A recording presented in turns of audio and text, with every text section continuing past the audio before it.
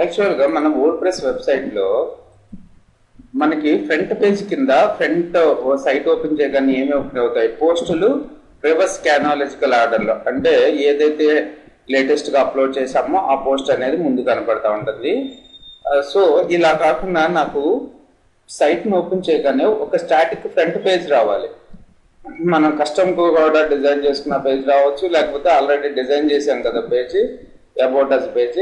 About us page నాకు కస్టమ్గా రావాలి. ఓకే, ఈ పేజ్ రావాలి నాకు.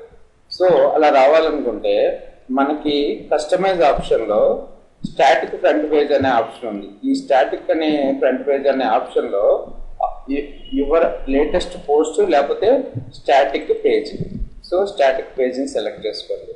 సెలెక్ట్ చేసుకున్న తర్వాత ఫ్రంట్ పేజ్ కింద ఏదైతే పేజ్ రావాలనుకుంటున్నారో, యాక్చువల్గా ఈ సైట్లో మనకు 2 పేజెస్ ఉన్నాయి, about us, sample page. So నేను అబౌట్ అస్ రావాలనుకుంటున్నాను.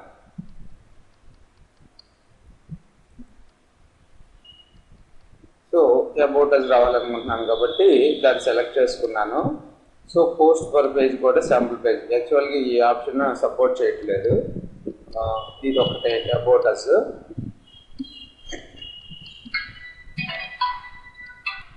ఇక్కడ సేవ్ అండ్ పబ్లిష్ కొట్టండి.